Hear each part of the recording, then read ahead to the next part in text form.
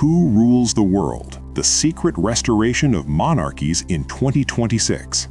Have you ever wondered why the faces at the peak of world power change while the political course remains unchanged for decades, as if an invisible hand guides the flow of history along a preset path? We are used to believing that we live in an era of the triumph of democracy and personal freedoms, where every vote matters and the fates of nations are decided in voting booths. However, what if I told you that all of this is just a grand stage set, skillfully constructed to hide the return of the true masters of this world?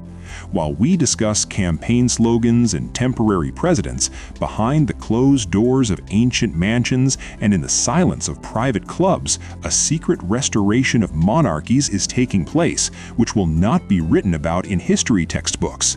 In this investigation, we will pull back the veil of secrecy over how the old aristocratic families of Europe and the East have reclaimed control over the planet using modern financial instruments instead of swords and decrees.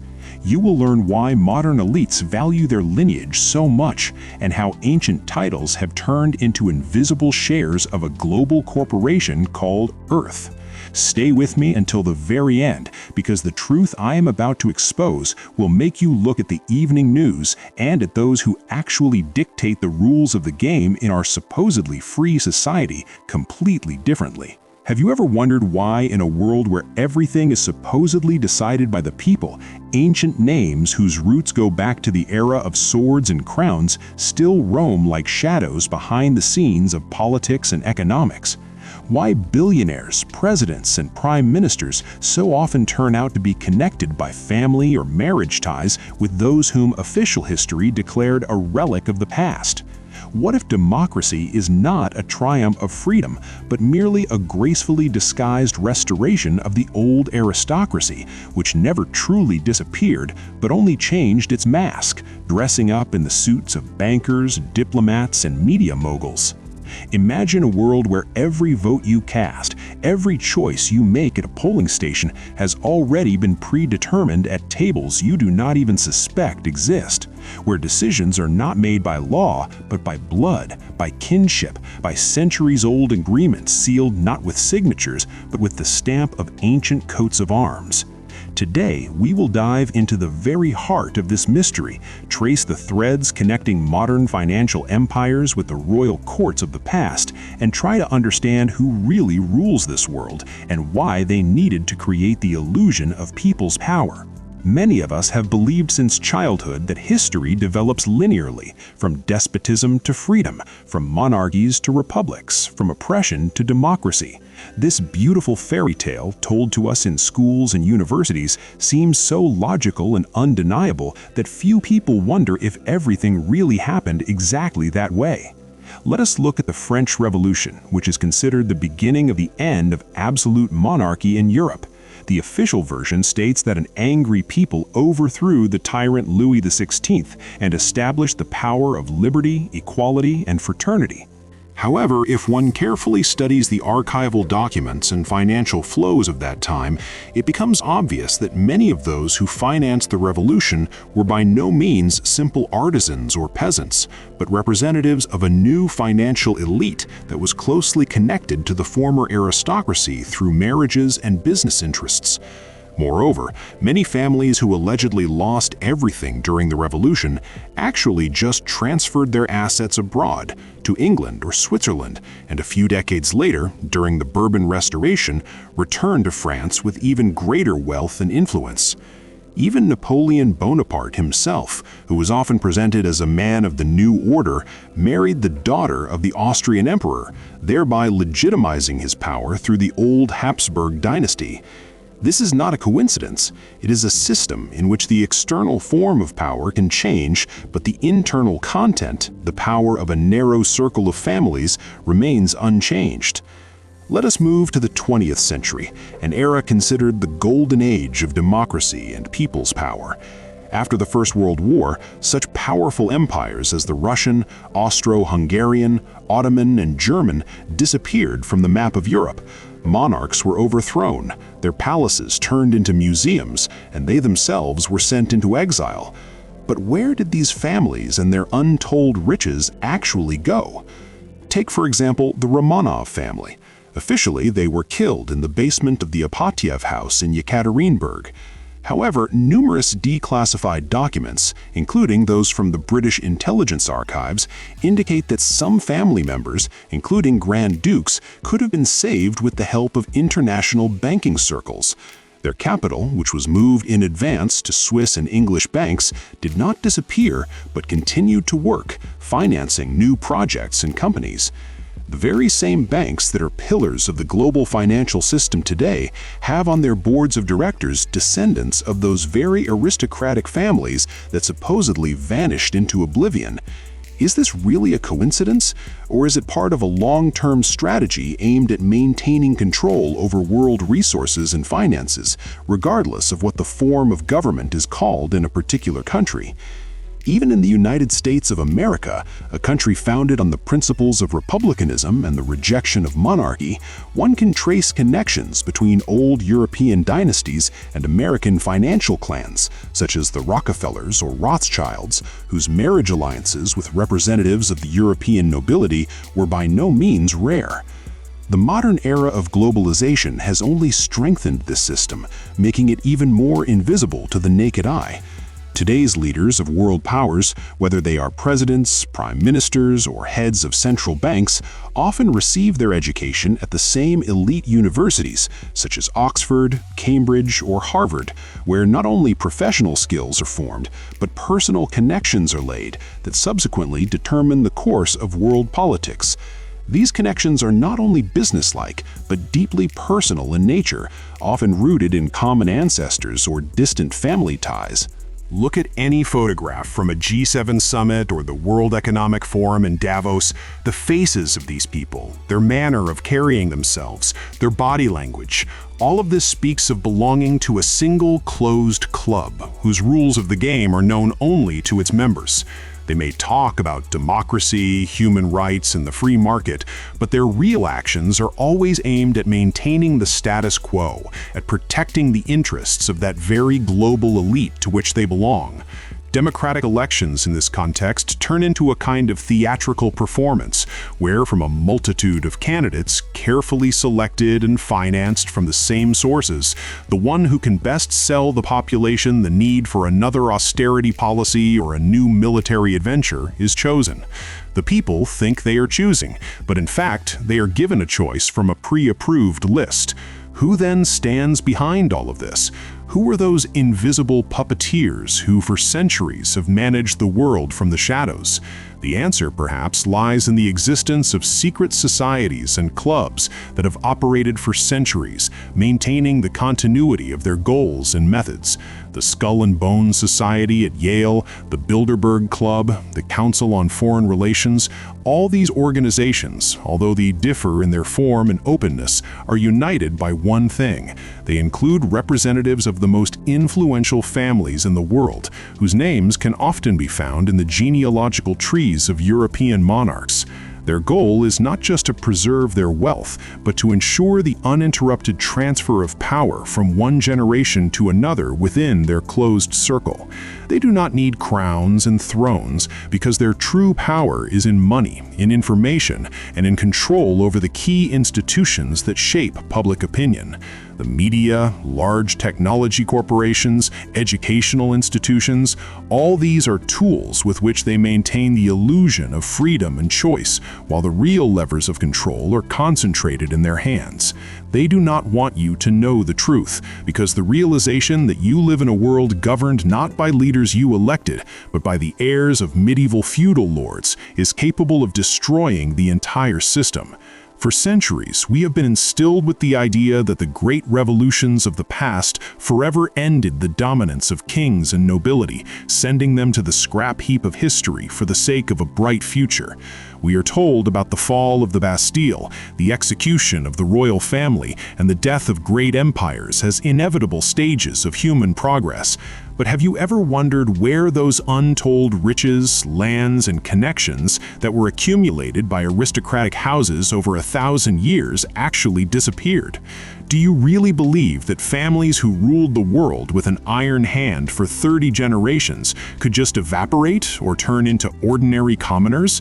The truth is that the old nobility never left the stage. They simply changed their bright costumes for conservative business suits and converted their assets into a digital format inaccessible to the eyes of ordinary people. Democracy became the perfect lightning rod for them, allowing them to rule without bearing any personal responsibility for the consequences of their decisions before an angry crowd. Now, instead of a monarch who could be blamed for famine or war, we have faceless institutions and replaceable politicians who serve only as temporary administrators on the estate of their true masters. Look more closely at the biographies of the heads of the world's largest banks, investment funds, and international organizations whose names constantly flicker in financial reports. You will be surprised to find that many of them are linked by blood ties to the very same names that decided the fates of Europe in the 18th and 19th centuries. This is not a random coincidence or a result of the exceptional talent of these people, but a consequence of a carefully guarded system of succession that operates bypassing any democratic procedures. The genealogical trees of today's masters of life go back to the High Middle Ages, creating an invisible network of influence entangling the entire globe. The secret restoration of monarchies lies in the fact that power no longer needs coronations and scepters, because control over money emission and natural resources gives far more power than any crown. The old aristocratic families realized that it is much safer to own the world through proxies and multi-layered ownership structures while remaining in the shadows and preserving their true privileges. Is this not an ideal scheme when the people consider themselves free, while all key decisions are made by a narrow circle of individuals whose ancestors did the same for 10 centuries? Let us pay attention to exactly how the transfer of power occurs in the upper echelons of modern society, where education in closed private schools and elite universities cost astronomical amounts of money. This is not just gaining knowledge, but a process of initiation and entry into a closed club where connections and origin mean much more than any professional skills. In these educational institutions, the children of modern aristocrats from an early age absorb the idea of their superiority and learn to manage the masses, whom they perceive only as a resource for the realization of their long-term plans. Have you ever wondered why political dynasties continue to exist even in the most developed democracies, where the seats of senators and governors pass from father to son? This is the manifestation of a hidden monarchical structure that has mimicked elective processes so as not to arouse suspicion among the population. We see only the tip of the iceberg, while the main power of these families is hidden in offshore zones, closed funds, and religious orders that continue to exist and operate today. Who really stands behind the scenes of global conflicts and economic crises that time after time redistribute wealth in favor of a chosen few? It is interesting to note that many modern monarchs, who were officially considered only symbolic figures without real power, actually possess colossal influence through their vast holdings and investments. They are the largest landowners and shareholders of transnational corporations, which allows them to dictate terms to entire governments while remaining beyond political criticism.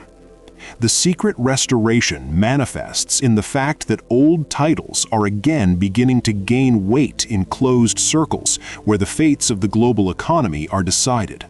There are secret protocols and agreements according to which the legitimate heirs to thrones retain the right of a decisive vote in matters of global security and resource distribution. You might ask why they need to hide this if their power is already practically limitless. The answer is simple: because an open proclamation of monarchy would cause a wave of protests and resistance, while the illusion of choice lulls the vigilance of the masses and makes them obedient executors of someone else's will. This is the greatest deception in the history of mankind, when slaves were allowed to choose their own overseers, leaving the masters in full invulnerability. Look at the architecture of modern metropolises, where next to mirror-glass skyscrapers stand majestic buildings reminiscent of past imperial grandeur, which often belong to closed organizations or private individuals with questionable pasts. Within these walls are archives that could overturn our perception of reality if they were ever to become public property. There, secret marriages, agreements on the division of spheres of influence, and plans for the gradual dismantling of nation-states in favor of a single world order under the aegis of a reborn aristocracy. Why does official science so stubbornly ignore these facts, preferring to feed us tales of equality and social mobility? Perhaps because scientific institutions and the mass media are themselves part of this grand system of control created to keep humanity in a state of ignorance. Every time you hear about the need to join forces to save the planet or fight global threats, remember that behind these calls often lie the interests of those who dream of a return to a feudal system on a new technological level. The secret restoration of monarchies is not just a seizure of power, it is an attempt to restore a sacred order where the right to rule is passed exclusively by blood. For these people, genetics and purity of lineage are of paramount importance because they believe in their divine destiny to rule over others. In their eyes, democracy was only a brief experiment necessary to break down old social barriers and prepare the ground for the establishment of global tyranny. Now that technology allows for total control over every person, they feel that the time has come to drop the masks and assert their rights. But they do so carefully, step by step, introducing elements of a class-based society through a system of ratings, privileges, and access to exclusive goods. We're returning to times when your origin and loyalty to the system will determine your fate much more than your talents or hard work. Does it not seem strange to you that the world is becoming more polarized and the gap between rich and poor has reached levels comparable to the era of the French kings? So what should one do after learning all this? Is it worth falling into despair, or on the contrary, feeling like a helpless pawn in someone else's game? Not at all. The most powerful weapon against any system of lies is knowledge and the ability to think independently. Official history is only one of the possible versions of events, written by the winners and those who have access to the mass media. Your task is not to take everything you were told on faith, but to ask questions, seek primary sources, analyze facts, and draw your own conclusions. Start small. Study the genealogy of modern politicians and businessmen. Trace their connections to historical figures. See which families own the largest media empires and banks. You will be surprised how closely everything is connected. Do not be afraid to be a skeptic. Do not be afraid to doubt accepted truths. It is doubt that is the first step toward awakening. The world we live in is full of mysteries and hidden mechanisms, but anyone who has the desire to see further than the boundaries of a school textbook or the evening news can uncover them. Wake up, start thinking for yourself, and you will see that reality is much more complex and interesting than they try to make you believe. History has not ended, it is continuing right now, and you can become not just its spectator, but an active participant who demands the truth and is not afraid to seek it in the most unexpected places.